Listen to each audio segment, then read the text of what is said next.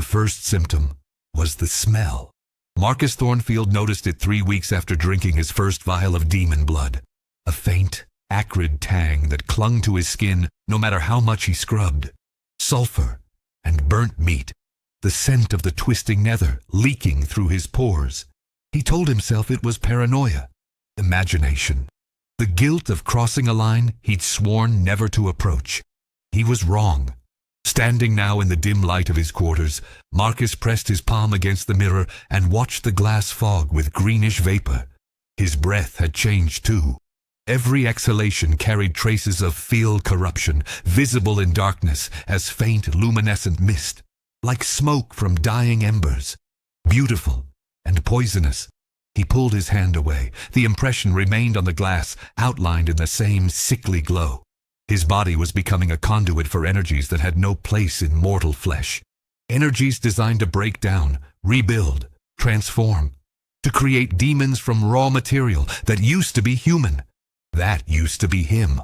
Marcus turned from the mirror and examined his hands in the candlelight. The changes were accelerating. 6 months ago, only his eyes had shown signs of corruption. That signature felled green luminescence that marked all who trafficked too deeply with demonic power. Disturbing, but concealable. A pair of tinted spectacles. A minor illusion. Small deceptions to maintain the pretense of humanity. Those days were gone. His veins had darkened to deep emerald, visible through skin that grew more translucent with each passing week. They pulsed with his heartbeat. Feel energy circulating through his body like liquid fire. The network spread from his heart in arterial branches, crawling up his neck, down his arms, mapping his circulatory system in glowing green lines. In darkness, he looked like some grotesque anatomical diagram. A walking illustration of corruption made flesh. But it was his fingers that troubled him most now. Marcus flexed his right hand. The joints clicked audibly, bone grinding against bone with sounds that shouldn't exist in healthy tissue. Beneath his knuckles, hard nodules pressed against the skin. Bone spurs, growing larger each day. This morning, one had finally broken through the surface of his index finger. A small, sharp protrusion of calcified tissue that gleamed white in the candlelight. He touched it experimentally. The texture was wrong. Too smooth. Too dense. This wasn't human bone anymore. It was something else. Something demonic. His body was reconstructing itself from the inside out, replacing mortal biology with infernal architecture. And there was nothing he could do to stop it. The texts he'd studied were unanimous. Fell corruption was irreversible. A one-way transformation that progressed until completion or death. Usually both. The warlocks who survived long enough to document their experiences all described the same progression. Eyes first, then veins, then bone, then skin, then organs. Layer by layer, the field stripped away humanity and rebuilt you as something that belonged in the burning legion. Most warlocks didn't survive the complete transformation. Their bodies failed somewhere in the middle stages. Hearts that couldn't handle the energy load. Brains that couldn't process demonic neural patterns. Organs that simply dissolved under the assault. They died screaming, half demon and half human, trapped between two states of being and compatible with neither. The lucky ones died quickly. The unlucky ones lingered. Marcus had seen one once years ago, before he'd understood what he was looking at. A warlock in the final stages of failed transformation. The man's body had been a nightmare of incomplete changes. One arm fully demonic, ending in claws. The other withered to skeletal thinness. His face split down the middle.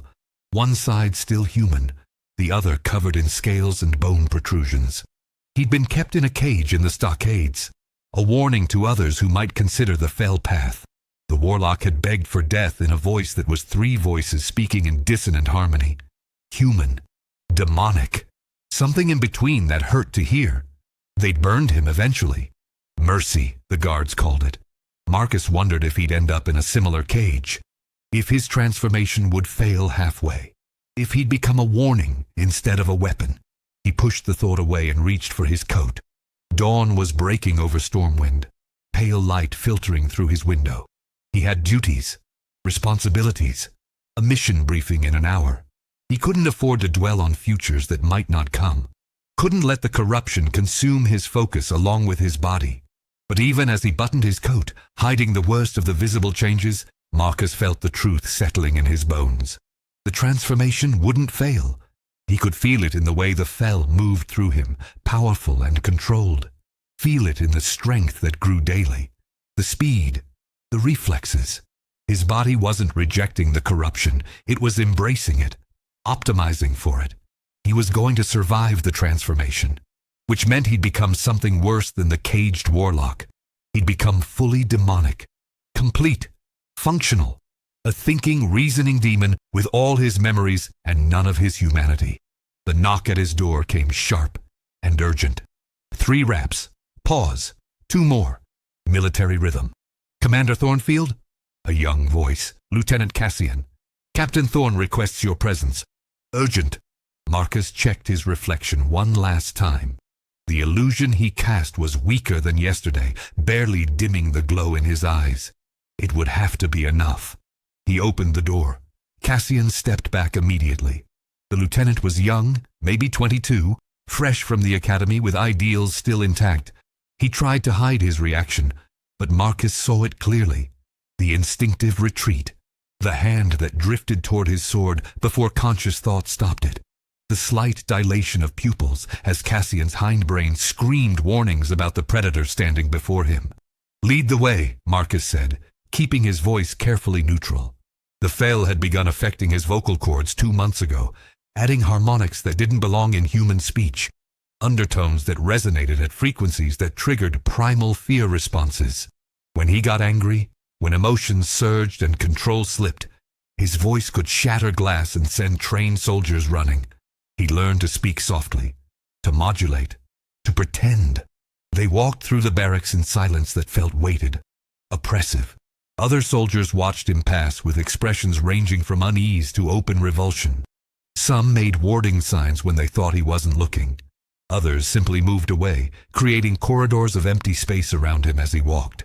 Marcus pretended not to notice, pretended the isolation didn't gnaw at him like acid, pretended he was still one of them. But he hadn't been one of them for months now. The corruption had changed more than his body. His thoughts had sharpened, accelerated, but the emotional contexts that used to surround them had eroded. Empathy faded like morning fog under merciless sun. The deaths of enemies no longer troubled him. Collateral damage became acceptable mathematics. Last month, conducting a raid on a demon-infested village, he'd set fire to every structure without bothering to check for civilians. Necessary sacrifice. Efficient solution. The screams hadn't disturbed him at all. That should have disturbed him. The fact that it didn't was the most disturbing thing of all.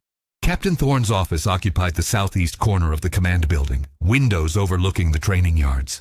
Through the glass, Marcus could see fresh recruits drilling with wooden swords. Children playing at war. He remembered being that naive once. Believing in honor and glory and righteous victory. Believing the world made sense and justice ultimately prevailed. His daughter's death had taught him better. Thornfield. Thorn didn't look up from the map spread across his desk. The captain was old guard military, steel-haired and stone-faced, a veteran of the Second War with scars to prove it. One of the few remaining officers who treated Marcus like a soldier instead of a monster. We have a situation. Sir. Reports from Duskwood. Demon cult. Summoning circle. Standard elimination target. Thorn's fingers stabbed at the map, indicating a location deep in the haunted forest. But there's an unusual element this time. Survivors describe a warlock performing the ritual. According to their testimony, he'd been corrupting himself extensively. Years of demon blood consumption. Direct fel channeling. Pushing the boundaries of transformation. Marcus leaned closer, studying the marked location. A cold weight settled in his stomach, heavy and familiar. Dread mixed with curiosity. What happened? The warlock completed his transformation during the ritual. Thorn finally met Marcus's eyes, and for just a moment, something like pity flickered across the captain's weathered face. Became fully demonic. Wings, horns, complete morphological restructuring. Then he apparently went berserk. ripped through his own cultists before the burning Legion forces could even fully manifest. Marcus felt his pulse quicken. Fell energy surged through his veins in response to the spike in adrenaline, making them glow brighter. Survivors? 3. Traumatized but coherent.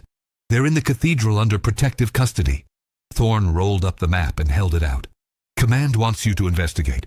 Examine the site, study the remains, determine what went wrong and whether there's actionable intelligence. Marcus took the map with steady hands. When do I leave? Dawn tomorrow. Take a small team. Keep it quiet. Thorn paused and the weight of unspoken questions hung between them. Marcus, how are you feeling? The question caught him off guard. No one asked anymore. Not since the changes became obvious. Fine, sir. Your eyes are glowing through the illusion. Marcus's hand went reflexively to his face. The captain was right. The green luminescence had intensified, burning through the glamour like fale fire through parchment. He could feel it now, the magic failing, unable to contain the corruption beneath. He let the spell drop completely. No point maintaining a lie Thorn had already seen through. The captain studied him with the calculating gaze of a man evaluating a weapon for signs of imminent failure. How long do you have? I don't know. Weeks? Months? I said I don't know. The words came out harsher than intended, edged with those demonic harmonics. The glass in the window rattled slightly. Thorn didn't flinch, but Marcus saw his jaw tighten. He forced himself to breathe, to center. The progression varies widely between individuals. Some warlocks maintain functionality for decades. Others transform in months. It depends on exposure intensity, usage patterns, genetic factors, strength of will, and you've been using it constantly. It wasn't a question. Marcus didn't bother answering. Thorn moved to the window, hands clasped behind his back, silhouetted against the morning light. You're one of the best demon hunters we have, Marcus. Your kill count against Legion forces is unprecedented. The intelligence you've gathered has saved countless lives. He turned back and his expression had hardened into command decision. We need you functional. Whatever that takes. Complete this mission. Study that warlock's fate. Learn what you can. Then report to the cathedral. The priests have been researching new purification techniques. They think they might be able to slow the progression. Priests can't cure field corruption, sir. The texts are clear. Nothing can. Then maybe they can buy you time. Something almost gentle crept into Thorn's voice. You're not just a weapon, Marcus. You're a soldier. My soldier. And I don't leave my soldiers behind without a fight. Marcus felt something crack in his chest. Some wall he'd built to keep the corruption from consuming everything. Emotion surged through the gap, sharp and painful. Gratitude, shame, a desperate clawing hope he'd thought long dead. He swallowed it down before it could show on his face. I'll leave at dawn. He walked out before Thorn could say anything else, before pity could fully replace respect in the captain's eyes. He'd seen that transition too many times already. The exact moment when people stopped seeing a soldier and started seeing a victim. A tragedy, a cautionary tale in progress. The walk back to his quarters felt longer than it should have. His legs ached with deep, bone-level pain that no amount of rest could touch. The feel was infiltrating his skeletal system, restructuring it from within. He could feel the changes happening in real time when he paid attention. Pressure building in his skull as bone thickened and reformed. His jaw feeling too tight. Teeth grinding against each other. When he ran his tongue over them, they were definitely sharper than they'd been that morning. Growing points. Developing the tearing capability of predatory dentition. Inside his room, Marcus collapsed into his chair and pulled off his gloves with trembling hands. The bone spurs had multiplied. What had been single protrusion this morning was now 3 on his right hand, 2 on his left. They jutted from his knuckles like thorns, sharp and white and utterly alien. His fingernails had thickened dramatically, yellowing and developing a pronounced claw-like curve. The veins in his hands were so prominent now they cast shadows, pulsing visibly as fell energy cycled through them in rhythmic waves. Marcus spread his fingers slowly. The skin between them had started webbing. Thin membranes, translucent and greenish, connecting digit to digit. Demonic morphology. He'd read about this developmental stage. the body preparing for larger transformations. Wings, horns, complete structural reorganization to accommodate features that had no analog in human anatomy. He was running out of time faster than he'd calculated. From his desk drawer, Marcus withdrew a small vial of clear liquid. Holy water, blessed by Archbishop Benedictus himself. He'd been told to drink it daily, told it would slow the corruption, cleanse the fell contamination, buy him months or even years. He'd been drinking it religiously for 3 months. It had done absolutely nothing. Marcus stared at the vial, feeling rage build hot and sharp in his chest. The feel responded to his anger, surging stronger through his veins. His hands began to shake. The vial rattled between his fingers. All those prayers, all those promises from priests who claimed holy magic could cure anything. All lies or delusions or desperate hopes without foundation. He hurled the vial against the wall. Glass shattered. Holy water sprayed across plaster, and where it touched the feel-corrupted walls of his quarters, steam rose in acrid clouds. The room had become tainted just from his presence over the months. The wood was darkening, developing an oily sheen. The air grew thick and sulphurous, hanging heavy in the lungs. Plants he'd kept on the windowsill had withered and died despite regular watering, killed by ambient corruption. Everything he touched turned to rot and ruin. Marcus closed his eyes and saw his daughter, 9 years old, laughing as he taught her to ride. Her small hands gripping the reins. Her absolute trust that he'd catch her if she fell. He'd been a good father once, a good man. He'd believed in things like mercy and restraint and proportional response. Then the demons came to Darkshire, and when the smoke cleared, his daughter lay broken in the street, her life stolen by creatures that existed only to spread suffering. He'd made a promise standing over her body, that he would make them pay, that he would burn every demon in existence until his own body gave out or the Legion was destroyed, whichever came first. He was keeping that promise. But the cost kept growing steeper. His research into fell corruption had uncovered truths the priests wouldn't speak. The transformation wasn't merely physical. It was complete identity dissolution. The person you were got systematically overwritten by demonic instincts and drives.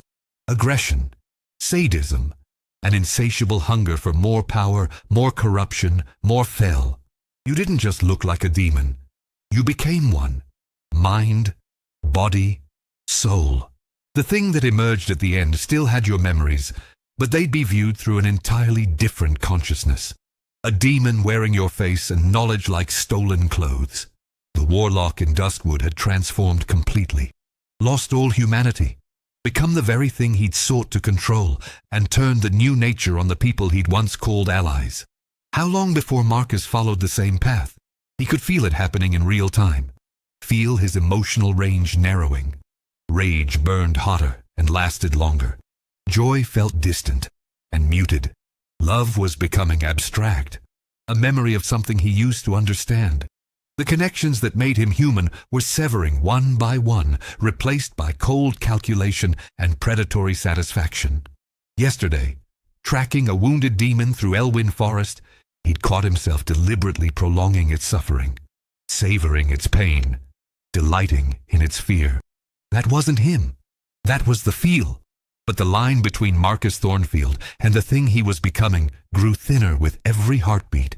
A sharp, searing pain lanced through his skull. Marcus gasped, pressing his palms against his temples. The pressure was immense, like something forcing its way out from inside. This was new. The headaches had started last week, mild and manageable. This felt like his skull was splitting. He stumbled to the mirror, watching in horrified fascination as his reflection distorted. Small bumps rose from his forehead, just beneath the skin, moving, growing, pressing upward with inexorable force. The flesh stretched over them, turning white with tension, veins standing out in stark relief. Horns, beginning their emergence. Marcus touched one gently. The contact sent pain radiating down through his sinuses and jaw. The bone was forcing its way through layers of tissue, reshaping his skull to accommodate its growth. He could feel it inside his head, feel the restructuring happening. His frontal bone was thickening, developing anchor points for the horns that would eventually break through completely. In days, maybe hours, they'd breach the surface. Then, everyone would see. No illusions powerful enough to hide that. No disguises that could conceal horns growing from your skull. The transformation was accelerating far faster than any case documented in the texts he'd studied. Why? What made his corruption so aggressive? Then understanding hit like cold water. The demon blood. Not just channeled fell energy, but actual blood taken directly from pit lords he'd slain. He'd consumed it raw, seeking the power boost it provided. The texts had warned that demon blood made corruption more aggressive, more complete, more irreversible. He'd read those warnings and drunk it anyway because it made him stronger, made him faster, made him capable of killing the things that had killed his daughter. And now he was paying the compound interest on that devil's bargain. Marcus gripped the mirror's edge. The wooden frame cracked beneath his fingers. Strength surging beyond human limits. He could punch through stone walls now. Could survive falls from cathedral towers. Could regenerate from wounds that should be fatal. The field granted power. It just took everything else as payment. He released the mirror before shattering it entirely. His reflection stared back, monstrous and deteriorating. Green eyes burning like field flames. Veins pulsing with luminescent corruption. Skin taking on a faint reddish tint, developing a leather-like texture. Horns budding from his brow like some grotesque crown. Teeth sharpening to predatory points. Soon he'd be unrecognizable.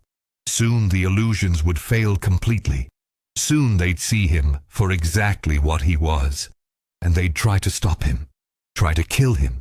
Try to prevent what he was becoming. Marcus sat at his desk, pulling blank parchment toward him with hands that shook from more than just the pain.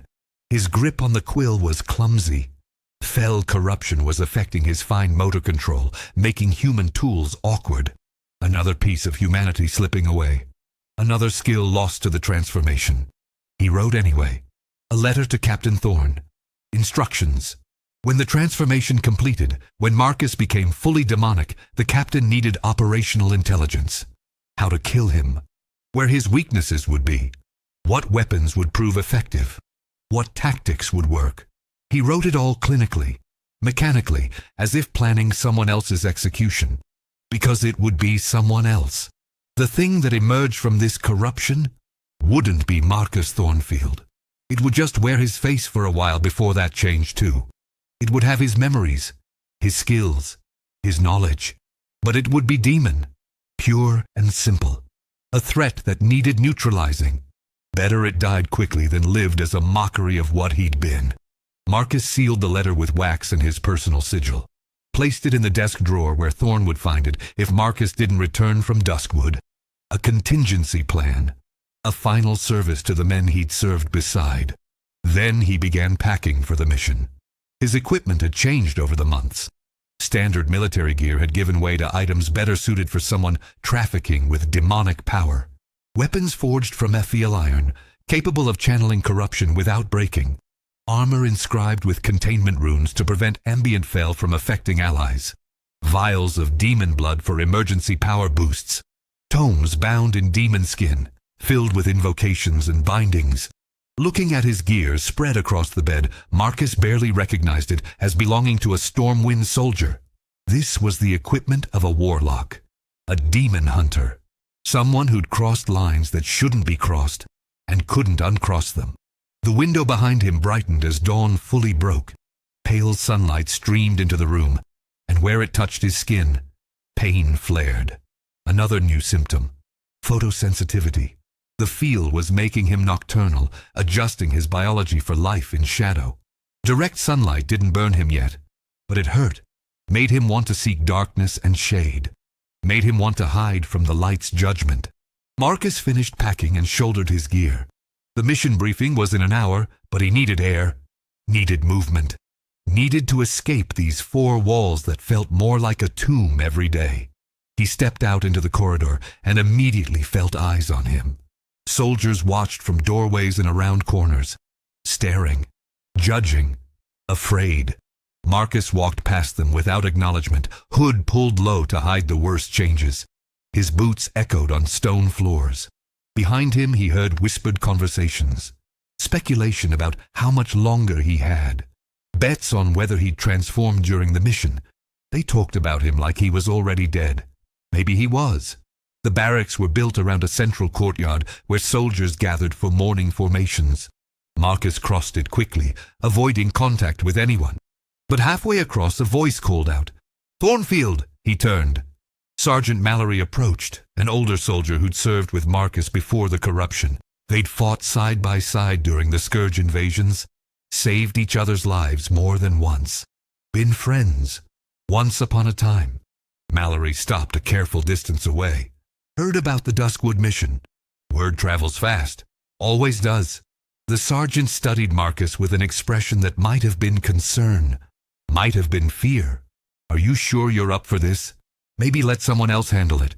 Take some time. Get treatment." "There is no treatment. The cathedral priests can't help." Marcus felt anger rising, hot and sharp. The field surged in response, and his veins blazed brighter. He fought for control, for calm. "I'm fine, Sergeant. The mission is routine." "Nothing about you is routine anymore." Mallory's hand rested on his sword hilt. Not threatening, just ready. "You're changing, Marcus. We can all see it. Maybe it's time to step back before you get hurt. Or hurt someone else." The words stung more than they should have. Marcus forced his expression to remain neutral. "I appreciate your concern, but I have my orders." He walked away before Mallory could respond. Before the anger could build into something uncontrollable. Before the fel could make him do something he'd regret. The courtyard felt too bright, too exposed. He needed shadow and solitude. The armory was dark and cool, weapons racked along stone walls. Marcus requisitioned what he'd need for the mission. Silver daggers for undead. Blessed ammunition for the rifle. Extra vials of holy water, though they did nothing for his condition. The quartermaster processed his request silently, avoiding eye contact, moving with the nervous efficiency of someone handling a dangerous animal. By the time Marcus left the armory, the sun had climbed higher. Its light felt like judgment, burning against his skin through his clothes. He pulled his hood lower and moved through back alleys toward the cathedral. The survivors from Duskwood were there, supposedly. Their testimony might provide insights, might show him what waited at the end of his path, might give him a preview of his own transformation. The cathedral rose above Stormwind's rooftops, white stone brilliant in morning light. Marcus paused at the entrance, staring up at the light-blessed architecture. There was a time when this place had felt like sanctuary, like hope made manifest in stone and glass. Now it hurt to look at. The light rejected corruption, actively opposed it. Standing this close to so much concentrated holy energy made Marcus's skin crawl, made the feel in his blood writhe and recoil. It took effort to force himself up the steps and through the doors. Inside, the sensation intensified. Light poured through stained glass windows in brilliant cascades of color. Priests moved through the space in white robes, conducting services and offering blessings. The air itself felt charged with divine power, pressing against Marcus like a physical force. A young priestess approached, smiling with the genuine warmth of someone who hadn't yet learned to fear what she didn't understand. "Welcome, brother. How may we serve you?" "I need to speak with the survivors from Duskwood." Her smile faltered slightly. Recognition flickered across her features as she noticed his glowing eyes beneath the hood. "Commander Thornfield. Of course. They're in the East Wing. Follow me." They walked through corridors lined with icons and holy symbols. Each one made Marcus's skin prickle, made the corruption in his blood rebel against proximity to its antithesis. By the time they reached the East Wing, he was sweating despite the cool air. "They're quite shaken," the priestess said, stopping before a heavy wooden door. "Please be gentle with them." Marcus nodded. She opened the door and stepped aside, letting him enter alone. The room was small and simply furnished. 3 people occupied it. 2 men and a woman, all wearing the rough clothing of Duskwood peasants. They looked up as Marcus entered, and fear immediately crossed their faces. The feel was having that effect more and more. Something in human hindbrain recognized the corruption for what it was, recognized the threat. "I'm Commander Thornfield," Marcus said, keeping his voice soft and controlled. "I need to ask you about the warlock." The older man stood, placing himself protectively in front of the others. "What do you want to know?" "Everything. Start from the beginning." They told their story in halting, traumatized fragments. The warlock had been part of their community, a hedge wizard named Dalton who'd helped with harvests and healing, but something had changed a year ago. He'd become secretive, obsessed, started performing strange rituals in the woods. His appearance had begun to alter. Green eyes, dark veins, exactly like Marcus's own transformation. "He kept saying he could control it," the woman whispered. "Said he was stronger than the corruption, that he'd use the demon's own power against them." Marcus felt ice in his stomach. "What happened during the final ritual?" The younger man spoke, his voice shaking. "He'd gathered followers, people who believed his promises of power. They built a summoning circle deep in the forest. Dalton said he'd show them how to bind demons, how to make them serve. But it went wrong. Worse than wrong." The man's eyes were haunted. "The ritual worked at first. The circle activated. Energy poured through. But then Dalton started screaming. His body changed. Bones breaking and reforming. Skin splitting. Horns tearing through his skull. We watched him transform into something out of nightmares. And then he killed them all." The woman was crying now. His own followers. The people who trusted him. He tore through them like they were nothing, laughing while he did it. It wasn't Dalton anymore. It was a demon wearing his face. Marcus forced himself to ask the critical question. Was there any part of him left? Any trace of the man he'd been? The older man met his eyes. When it was done, when everyone else was dead, he looked at us, the three who'd hidden, and I saw recognition in his eyes. He knew who we were. He remembered us. The man's voice dropped to a whisper. And he didn't care. That was the worst part. He remembered everything. He just didn't care about any of it anymore. The room fell silent, except for quiet sobbing. Marcus thanked them and left before they could see his hands shaking, before they could see the terror that their words had sparked. He made it outside before his legs gave out, collapsing against the cathedral's outer wall. Complete transformation. Total identity loss. Every worst fear confirmed. The demon that emerged would have all his knowledge, all his memories, all his capabilities, but none of his humanity, none of his restraint, none of his reasons for fighting. It would just be a monster with his face, using his skills to spread the same suffering he'd sworn to end. Marcus pressed his forehead against cool stone and tried to breathe. The horns beneath his skin throbbed with his pulse, growing, inevitable. His daughter's face floated behind his closed eyes. What would she think if she could see him now? If she knew what he was becoming in the name of avenging her? Would she recognize him? Would she understand? Or would she run screaming like everyone else? The sun had climbed to noon. Marcus pushed himself upright and started walking. He had a mission to prepare for, had to gather his team, had to finish this investigation before the transformation took him completely, had to find some way to make his remaining time count.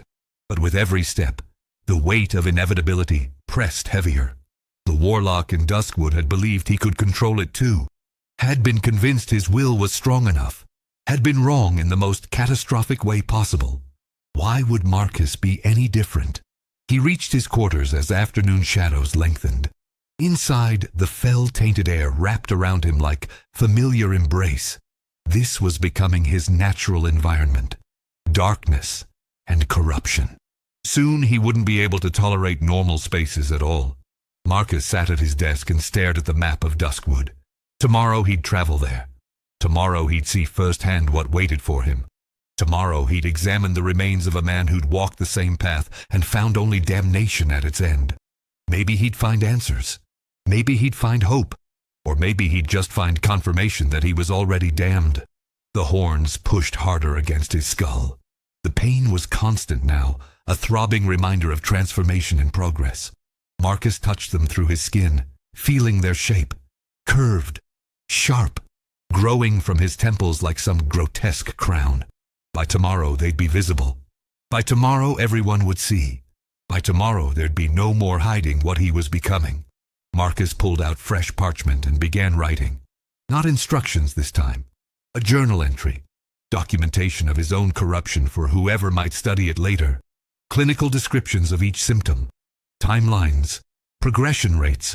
If he couldn't save himself, maybe his experience could help someone else. Maybe his suffering could serve some purpose beyond vengeance. He wrote until darkness fell completely. Wrote until his hand cramped and his eyes burned. Wrote until there was nothing left to say except the truth he'd been avoiding.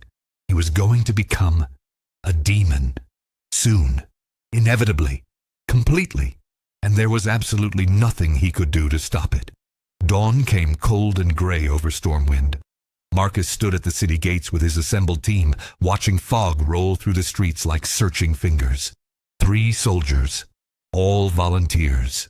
All aware of what they'd signed up for by agreeing to accompany him into Duskwood's haunted depths. Corporal Jensen was first. A stocky man with graying temples and the steady demeanor of someone who'd seen too much to be easily rattled. He checked his rifle methodically, not meeting Marcus's glowing eyes but not flinching away either. Private Keller came second, young and hungry for advancement. The kind of soldier who took dangerous assignments to build reputation. He watched Marcus with barely concealed fascination, studying the visible corruption like a scholar examining rare specimen. Lieutenant Voss was last, a veteran demon hunter herself, though she'd never crossed the line into fell corruption. She carried blessed blades and wore runes of protection inscribed into her armor. Her eyes met Marcus's without fear, without judgment, just cold assessment of a fellow weapon pointed at the same enemy. "Ready?" Marcus asked. They nodded as one. No hesitation. Professional soldiers accepting orders. The road to Duskwood wound south through Elwyn Forest, trading gentle farmland for increasingly dark woodland. With each mile, the shadows grew deeper. The air grew heavier. This was cursed land, poisoned by undead and demonic influences. A fitting destination for someone already corrupted. They traveled in silence. Marcus led, hood pulled low despite the growing pain from sunlight on his changing skin. Behind him, the team maintained careful distance. Not hostile, just cautious, maintaining tactical spacing around something that might explode without warning. By midday, the headache had become unbearable.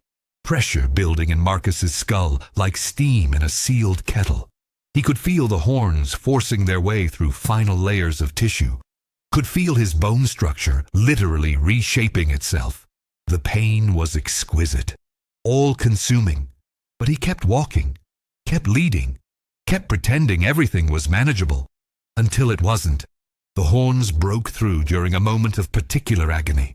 Marcus felt tissue tear, felt bone punch through skin, felt warm blood run down his forehead as the corruption finally manifested in visible, undeniable form. He stopped walking, reached up with shaking hands. His fingers found the protrusions, small still, maybe an inch long, but unmistakably horns, curved, sharp, growing from his temples in symmetrical spirals. "Commander!" Voss's voice came carefully neutral. Marcus turned to face them. Let his hood fall back. Let them see what he'd become. 3 faces stared back. Keller went pale. Jensen's hand tightened on his rifle. Voss's expression didn't change, but Marcus saw her weight shift. Combat stance. Ready to react if he lunged. "It's progressing faster than anticipated," Marcus said. Voice steady despite everything. "We continue the mission. If I show signs of losing control, Lieutenant Voss has authorization to execute me. Understood?" Voss nodded once. "Understood, Commander." They walked on. The dynamic had shifted. No longer a commander leading his team. Now a dangerous asset being monitored by handlers. Marcus felt the change acutely. Felt the trust evaporate. Felt himself sliding from person to problem. Duskwood's borders were marked by a sudden plunge into darkness. Ancient trees blotted out the sky, their branches twisted into arthritic shapes. Fog crawled across the ground in thick layers. This forest was dead in spirit, if not fact. A haunted wasteland where horrors bred in shadow. Sites 2 miles northeast, Voss said, consulting her map, near the old Brightwood Grove. They moved through the oppressive landscape with weapons drawn. Undead shambled between the trees. Ghouls, skeletons, restless spirits. The team dispatched them efficiently, Marcus hanging back. His field corruption made undead react with particular violence. They sensed the demonic energy and attacked with frenzied desperation. The summoning site was impossible to miss. Trees in a 100-yard radius were blackened and dead. The ground was scorched bare, vegetation reduced to ash. In the center, a massive circle had been carved into the earth, filled with runes that still glowed faintly green. Fell energy saturated the area, thick enough to taste. And in the middle of it all lay the warlock's remains. What was left of Dalton barely resembled anything human. The body had been torn apart, but not by external forces. The transformation itself had done the damage. Marcus could see where flesh had split to accommodate new musculature, where bones had erupted through skin as the skeleton restructured, where wings had torn free from the shoulder blades, leaving ragged wounds. The skull was worst of all. Horns had grown so rapidly they'd fractured the cranium. The jaw had elongated, developing a muzzle-like shape. Teeth had become fangs, breaking through gums in uneven rows. "Light preserve us," Jensen whispered. Marcus knelt beside the corpse, studying it with clinical detachment.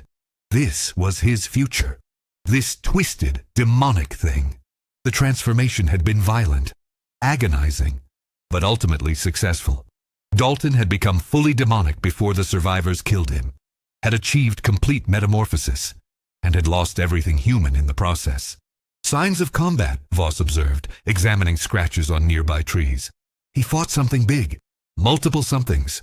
"His cultists," Marcus said absently, still focused on the remains. "The survivors said he turned on them." "Not just cultists," Voss pointed to demonic symbols carved into tree trunks.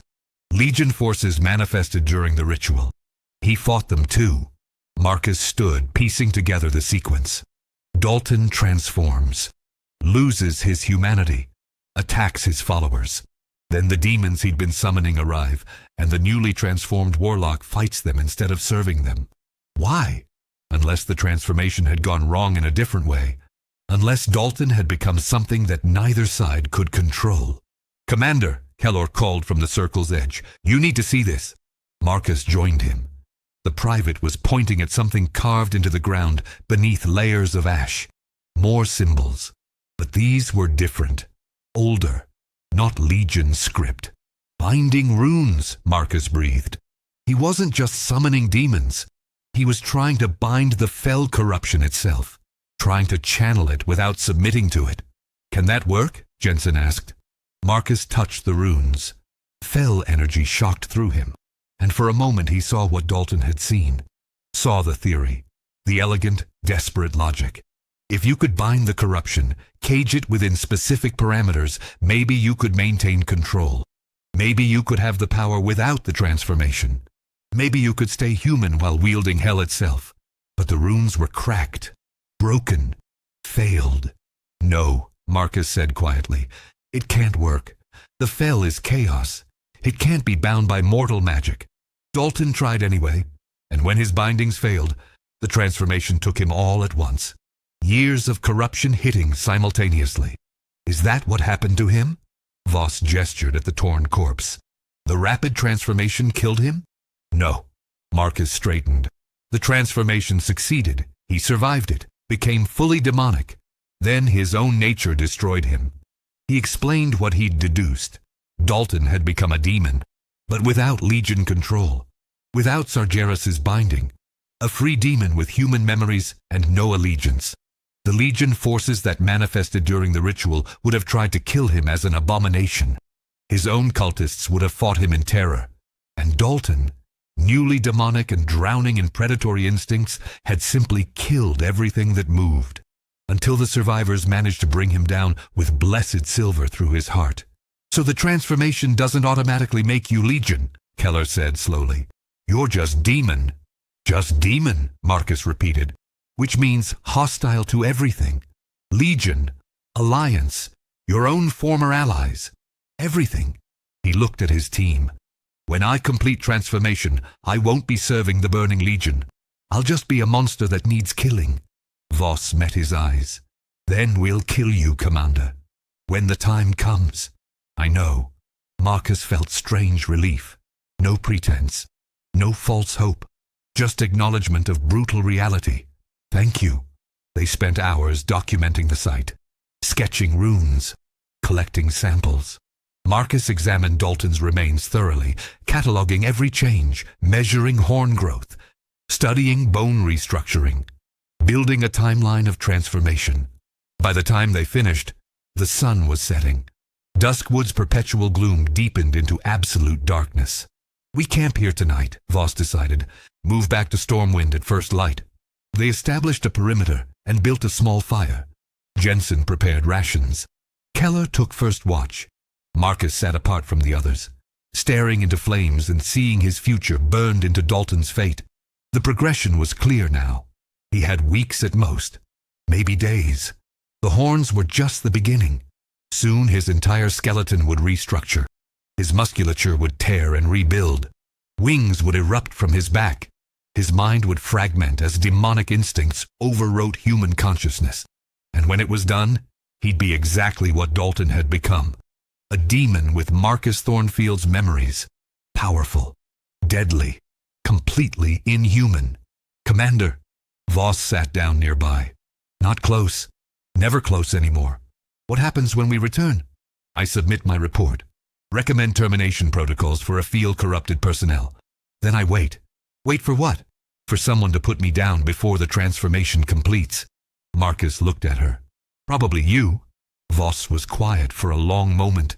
I've killed demons. Hundreds of them. But you're still a person. Still my commanding officer. Not for much longer. No, she agreed. Not for much longer. She paused. Does it hurt? Constantly. Beyum. Marcus touched the horns. They'd grown another inch since morning. But the physical pain isn't the worst part. It's feeling yourself disappear. Feeling your emotions flatten. Your empathy drain away. Watching yourself become something you'd have killed without hesitation a year ago. Do you regret it? The demon blood? The fell magic? Marcus considered the question honestly. Thought about his daughter. About his promise. About all the demons he'd killed using the corruption's power. No, I'd do it again. But I'd arrange for my own execution before it went this far. It's not too late for that. He met her eyes. Yes, Lieutenant. It is. The night passed slowly. Marcus didn't sleep. Couldn't sleep. The fell burned through him in restless waves, destroying his need for rest. He watched his team sleep in shifts and envied their mortality, their normalcy, their futures that extended beyond weeks. Dawn came with no sunrise. Duskwood didn't permit such mercies. They packed camp and began the journey back. Marcus's condition deteriorated rapidly. The horns were now 4 inches long, impossible to hide. His skin had taken on a deep reddish tint. His hands were becoming claws, fingers elongating and nails hardening into talons. Walking was agony as his leg bones restructured, joints reversing to digitigrade configuration better suited for demonic anatomy. By the time they reached Elwyn's borders, he was limping. By the time Stormwind's walls came into view, he could barely walk. Get me to Thorn, Marcus gasped, before I lose coherence completely. They half-carried him through the gates. Soldiers stared in horror at what their commander had become. Parents pulled children away. Shopkeepers closed shutters. Word spread through the city, like wildfire. Marcus Thornfield was transforming. The corruption was consuming him. Captain Thorne met them in the command building, his expression carefully neutral. Report, Lieutenant. Voss delivered it concisely. The site, the remains, the conclusions. Marcus added details when he could force words through changing vocal anatomy. Recommendations? Thorne asked. Immediate termination, Voss said without hesitation. The commander is hours from complete transformation. He's become too dangerous to contain. Thorne looked at Marcus. Do you concur? Marcus tried to answer, tried to form words, but something was happening in his throat. His larynx was restructuring. When sound emerged, it came as growl, as demonic snarl, as something that made every soldier in the room reach for weapons. He nodded instead. Very well. Thorn's voice was thick with something that might have been grief. Commander Marcus Thornfield, you are hereby relieved of duty. You will be escorted to the execution chamber, where sentence will be carried out immediately. Do you understand? Another nod. Speech was gone now, stolen by transformation. They walked him through the barracks one final time. Past soldiers he'd trained, past men he'd fought beside, past the life he'd sacrificed for vengeance that tasted like ashes.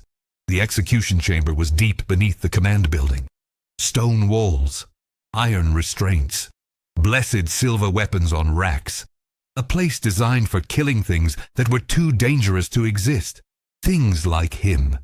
Voss and 3 others chained him to the wall. Marcus didn't resist. Let them lock him down. Let them prepare weapons. Let them do what needed doing. I'm sorry, Commander, Voss said quietly. For what it's worth, Marcus tried to speak, tried to say it was fine, that he understood, that he was grateful, but his mouth wouldn't form words anymore. The jaw had elongated too far. The teeth were too many and too sharp. He managed a small nod, hoped it conveyed enough. Thorn entered as they finished preparations. The captain carried a blessed blade, edge glowing with holy light. Marcus, can you still understand me? Another nod. Your service to Stormwind will be remembered. Your sacrifice honored. You killed more demons than any 10 soldiers combined. You saved countless lives. Thorn's voice cracked slightly. I wish there had been another way. Marcus wished that too. Wished he could turn back time. Wished he'd never drunk that first vial of demon blood. Wished his daughter was still alive, so none of this would be necessary. But wishes changed nothing. The transformation accelerated suddenly. Violently, Marcus felt his spine curve, felt ribs crack and reform, felt wings tear through his back in explosion of agony. His scream came out as roar, as bellow, as sound that shattered glass and cracked stone. His mind began to fragment, human thoughts scattering like leaves, predatory instincts surging forward, hunger, rage, the urge to kill everything in reach. He could feel Marcus Thornfield dissolving, feel the demon taking over, feel the last threads of humanity snapping one by one. Through fragmenting consciousness, he saw Thorn raise the blade, saw holy light blazing along its edge, saw the captain's face set with grim determination. Thank you, Marcus tried to say. It came out as growl. But maybe Thorn understood. Maybe he saw the gratitude in eyes that still held fragments of the man beneath the monster. The blade came down. Marcus's last human thought was relief. Clean, simple, final. Then darkness took him, and the thing that had been Marcus Thornfield ceased to exist. Captain Thorn stood before the memorial stone they'd erected in the military cemetery. Simple gray granite, an inscription that told partial truth. Commander Marcus Thornfield gave his life. Fighting demons, his sacrifice will not be forgotten. No mention of corruption, no mention of transformation, no mention of execution. The official story was that Marcus had died in Duskwood, killed during the investigation. Clean, heroic, better than the truth. Lieutenant Voss approached, standing beside him in silence for long moments. The priests analyzed his research, she said finally. The progression timeline, the documentation. They think they can use it. Develop protocols for identifying FEL corruption earlier, intervening before it reaches critical stages. Will it work? Maybe. For some. Voss paused. He would have liked that. Knowing his suffering helped others. Thorn thought about the man Marcus had been. The father. The soldier. The person who'd made impossible choices for what seemed like right reasons. He was a good man who made a terrible decision. He was a good man who made the only decision he could live with, Voss corrected.